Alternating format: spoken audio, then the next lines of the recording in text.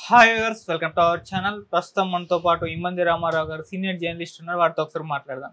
Sir నమస్కారం. Sir నమస్తే బాబు. Sir, Pawan Kalyan గారు పిఠాపురంలో భారీ మెజారిటీతో ఎమ్మెల్యేగా గెలవడం మనం చూసాం. అయితే ఈ సందర్భంగా పవన్ కళ్యాణ్ గారు గురువు గారు కరాటే నేర్పించిన ఆ గురువు గారు పవన్ కళ్యాణ్ గారి గురించి ఏదో చెప్పారంట కదా. అంటే ఆ సినిమాల్లోకి రాకముందు ఆయన ఏం చేసేవారు అవన్నిటిని కూడా గుర్తు చేసుకున్నారంట కదా. మరి పవన్ కళ్యాణ్ గారు ఆయన ఉద్దేశంలో మరి ఆ సినిమాల్లోకి రాకముందు ఏం చేసేవారు సార్? సినిమాల్లోకి రాకముందు ఏం చేసేవారు అంటే అసలు మనం ఎవరు చెప్పని విషయాలు చెప్పుకుందాం.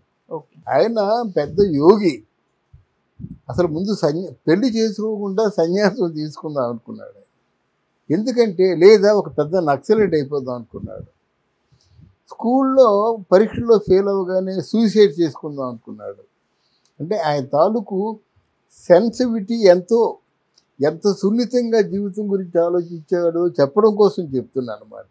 వేరే స్కూల్లో పరీక్షల్లో ఓడిపోవడం కాదు, జీవితంలో ఓడిపోకూడదు. దానికోసం నువ్వు కష్టపడతావు. దానికేముంది, ఈరోజు కష్టపడతా రేపు పొద్దున సుఖపడతా. ఎంత కష్టపడితే అంత సుఖం ఉంటుందని చిరంజీవి గారు చెప్పారు. ఆ చెప్పిన వేళ విశేషం ఏమిటో మొత్తానికి బలవంతంగా తనకి ఇష్టం లేకపోయినా సినిమాలో చూశారు. తోస్తే ఏమైంది, ఆ సినిమాకి కావాల్సిన అన్నీ నేర్చుకోవాలి కదా. మరి ముందు సినిమా గురించి ప్రాక్టీస్ చేయి. నాకు తెలిసిన ఒక వ్యక్తి ఉన్నాడు విశాఖపట్నంలో, ఎల్ సత్యానంద్ అని చెప్పేసి. ఈ ఆర్టిస్టులు ట్రైనింగ్ ఆయన ఇస్తాడనమాట. ఇప్పుడు పవన్ కళ్యాణ్కి ఇచ్చాడు, వరుణ్ తేజ్కి ఇచ్చాడు, వీళ్ళందరికీ ఆయన ఇచ్చాడు ట్రైనింగ్. ప్రభాస్కి ఇచ్చాడు ఎల్ సత్యానంద్ అనమాట. అందరికీ బాగా నేర్పిస్తాడు అని చెప్పాడనమాట. ఆయన దగ్గరికి వెళ్ళినప్పుడు ముందు ఈ కరాటే మాస్టర్ కంటే ఆయన ఏం చెప్పేవాడో, ఆయన పవన్ కళ్యాణ్ గురించి ఏం చెప్పాడో చెప్పుకుందాం. ఎల్ సత్యానంద్ ఈ చూసిన తర్వాత ఆయనలో ఏదో స్పార్క్ కనిపిస్తుంది. కానీ స్వతహాగా సిగ్గరి. అంటే ఎవరైనా మాట్లాడితే తనే లోపల తీసుకోవడం, తన భావాన్ని స్పష్టంగా చెప్పలేకపోవడం, ఇలాగ ఉండేవాడు అనమాట. ఇలాగుంటే ఇది ఆర్టిస్ట్ పెద్ద అవలక్షణం కదా. ధైర్యంగా మాట్లాడాలి, ధైర్యంగా డైలాగ్ చెప్పాలి. అందువలన చూస్తే మొదట్లో ఆయనకు అంత పెద్ద ఇంప్రెషన్ కలగలేదు. డైలాగ్ సరిగ్గా చెప్పలేకపోవడం, తర్వాత ఏంటంటే అందులో ఒరిజినాలిటీ రాకపోవడం. అక్కడ గమనించింది ఏంటంటే డైలాగ్ చెప్పేవాడు, ఏం చెప్పినట్టు చెప్పేవాడు కాదు. అప్పుడు ఇది స్పార్క్ ఉందిరా, డైలాగ్ చెప్తుంటేగా నేను చెప్తున్న డైలాగ్ నాలాగా చెప్పాలి కదా. ఆయన తన స్టైల్లో చెప్తున్నాడు. స్పార్క్ ఉందిరా అని చెప్పేసి నేర్పించాడు. తర్వాత పవన్ కళ్యాణ్ తాలూకు వ్యక్తిత్వం గురించి చెప్పాడన్నమాట. ఆయన చిన్నపిల్లడైన మహామనిషి, ఎంత గొప్ప సుగుణం, ఎంత వినయ విధేయాలతో నేర్చుకున్నాడు.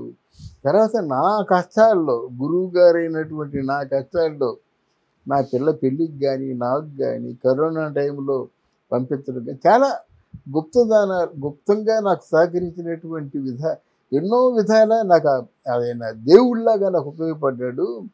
నా దగ్గర విద్య నేర్చుకున్నందుకు నేను ఏదో గర్వపడుతున్నానని చెప్పడం కాదు, నాకైతే చేతులెత్తి మొక్కాలనుంది చెప్పారు.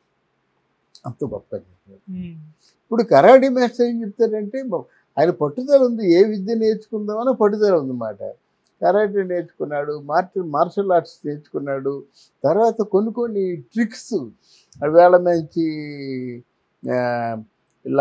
కారును పోనివ్వడం, తర్వాత ఏంటంటే ఒక 12 రైల్వే పెంకులు మాట పెట్టి ఇలా కొట్టడం, చాలాసార్లు చేతి దెబ్బలు అన్నీ తగిలాయన్నమాట. దెబ్బలు తగినప్పుడు కూడా ఆయన లెక్క చేయకుండా నేర్చుకోవడం గొప్పది. అవన్నీ ఇక్కడ అబ్బాయి అక్కడ అమ్మాయి ఉంది కదా, ఆ సినిమాలో చూపించాడు. ఇక్కడ అమ్మాయి అక్కడ అబ్బాయి ఏదో ఉంది పేరు, ఆ సినిమాలో చూపించాడు, కొట్టి చూపించాడు. అలా బాక్సింగ్, కిక్ బాక్సింగ్ ఇవన్నీ నేర్చుకున్నాడు, చేసి చూపించాడు అన్నమాట. మీకు ఇక్కడ అమ్మాయి అక్కడ అబ్బాయి ఆ సినిమాలో మీకు హైలైట్గా సినిమా అంతా గుర్తుండదు, కానీ ఆయన ఏ విధంగా ట్రైన్ అప్ అయ్యాడో ఆ చూపించిన ఆ సన్నివేశాలు మాత్రం ప్రతి ప్రేక్షకుడి గుండెల్లో ఉండిపోతాడనమాట.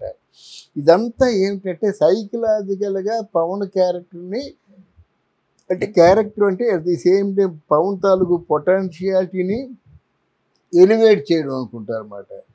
గురువు చెప్పిన విద్య కొంత అయినట్టయితే తాను స్వతసిద్ధంగా నేర్చుకున్నాడు. అది పవన్ కళ్యాణ్ని ముందు మంచి ట్రాక్ మీద, సక్సెస్ఫుల్ ట్రాక్ మీద పెట్టింది. తర్వాత ముఖ్యంగా గురువుల్ని దేవుళ్ళగా చూస్తాడు. అందుకే గురుదేవో మహేశ్వర అంటారన్నమాట. ఆ గురువుని ఎంత గురితో నమ్ముతాడో అంత పైకి వస్తాడన్నమాట. అలాగా ఎల్ల సత్యానంద దగ్గర కానీ, ఇప్పుడు ఈ కరాటే మాస్టర్ ఏదో పేరు చెప్పారు కదా, వీళ్ళు కానీ ఇది లోగడ చెప్పిన విషయాలు ఇవనుకోండి మళ్ళీ మనం చెప్తున్నమాట. తర్వాత ఆయన అబ్జర్వేషన్ గురించి చెప్పుకుందాం. ఆయన చిరంజీవి గారు రాత్రి 12 గంటలకు 1 గంటకు వచ్చినప్పుడు ఆ బూట్లు తీసి ఆ సాక్సులు చూస్తే నాకు మల్లెపూల వాసన కనిపించింది అంటాడు. అంటే ఇక్కడ మల్లెపూల వాసన కనిపించడం కాదు, కష్టాన్ని ఎంత బాగా ప్రేమిస్తాడో తెలుసుకోవాలి. నేను ఇలా కష్టపడాలి, నా సాక్సులు కూడా ఇలా పరిమళించాలి అనే ఫీలింగ్ ఒకటి. రెండవది ఏంటంటే, ఇంతమంది కుటుంబం ఉంది, అన్ని ఒకటి తెచ్చి పెడుతున్నాడు, నేనేమో సోంబేరిలాగా ఉన్నానేమో, నేను ఇక మంచి పని చేయొచ్చుగా, నేను ఉపయోగపడవచ్చుగా, నేను సంఘానికి సమాజానికి ఉపయోగపడవచ్చు కదా, ముందు అడుగేశాను మళ్ళీ వెనక్కి తీయడం ఎందుకు, సినిమాలోనే నెగ్గుకొస్తానని చెప్పాడు. ఇక్కడ పవన్ కళ్యాణ్లో ఉన్న డిఫరెంట్ క్వాలిటీ ఏమిటంటే, అంతవరకు నవ్వుతూ ఉన్న సెట్లో షార్ట్ రెడీ అంటే మూడ్లోకి వెళ్ళిపోతాడు. ఆ మూడ్లోకి వెళ్ళడం చాలా తక్కువ మంది వెళ్తారన్నమాట. అంటే ఆ షార్ట్ రెడీ అనేసరికి ఎక్కడికి వెళ్ళిపోతాడు. ఆయన చెప్పాడు, జగదాంబ సెంటర్లో నేను డ్యాన్స్ చేయవలసి వచ్చింది, అప్పుడు నాకు సినిమాలు నిజంగా విరమించేద్దాం అనుకున్నాను. అటువంటి టైంలో నాకు అన్నీ మా అమ్మ మా వదిన అంతా నాకు సురేఖమ్మే. నేను ఫోన్ చేశాను, అలాంటి అంటే వదిన నేను సినిమాలో ఉండను, ఇంకేదైనా పని చేసుకుంటానని చెప్తే, ఆ రోజు మా వదిన చెప్పిన పాఠం నీ జీవితంలో మర్చిపోలేను. చేతకాని వాళ్ళ తిరిగి వచ్చేస్తావా, మీ అన్నయ్యని చూసాము అతను నేర్చుకోలేవా, మీ అన్నయ్య సక్సెస్ అయ్యాడు కదా, నువ్వు సక్సెస్ అవ్వచ్చు కదా. అంటే ఆయనకి ఆ వదిన గారి మీద తల్లి ప్రేమ ఉంది కాబట్టే పట్టుదలగా నేర్చుకున్నాడు, తనదైన స్టైల్ సృష్టించుకున్నాడు. అక్కడ చిరంజీవిని ఫాలో అవ్వలేదు, బాలకృష్ణని ఫాలో అవ్వలేదు, అంతకుముందు ఆర్టిస్టులు కూడా ఫాలో అవ్వలేదు. తనదైన ఓన్ స్టైల్తో అంటే ఫైట్స్ చేశాడు. తర్వాత ఆయన ప్రతి సినిమాలో మీకు అంటే అంతర్లీనంగా దేశభక్తి కనిపిస్తుంది. ఆ దేశభక్తే ఈరోజు ఇంత గొప్ప నాయకుడిగా నిలబెట్టిందన్నమాట. ఇవన్నీ కూడా పవన్ కళ్యాణ్ని ఒక పరిపూర్ణమైన వ్యక్తిత్వం ఉన్న నటుడుగా తయారు చేశారన్నమాట. అందుకే పవన్ కళ్యాణ్ మాట్లాడితే అది కనెక్ట్ అవుద్ది. ఆయన నిజం మాట్లాడతాడు, నిజాయితీతో మాట్లాడతాడు, ఆ చూపరుల గుండెని ఆకర్షిస్తుంది అన్నమాట. అందువల్ల ఈరోజు పవన్ కళ్యాణ్ ప్రపంచం అంతా చెప్పుకుంటుందంటే, మొన్న అమెరికాలో సంబరాలు చేసుకున్నారు, అలాగే దుబాయ్లో సంబరాలు చేసుకున్నారు, అక్కడి నుంచి వచ్చిన సింగపూర్ వాళ్ళు సంబరాలు చేసుకున్నారు. ప్రపంచవ్యాప్తంగా ఉన్నటువంటి పవన్ కళ్యాణ్ అభిమానులందరూ కూడా సంబరాలు చేసుకుంటారంటే వాళ్ళ గుండెల్లో ఎంతగా తిష్ట వేసుకొని కూర్చున్నాడో మనం అర్థం చేసుకోవాలి. Long live Pawan Kalyan. Thank you so much sir. Thank you అమ్మా.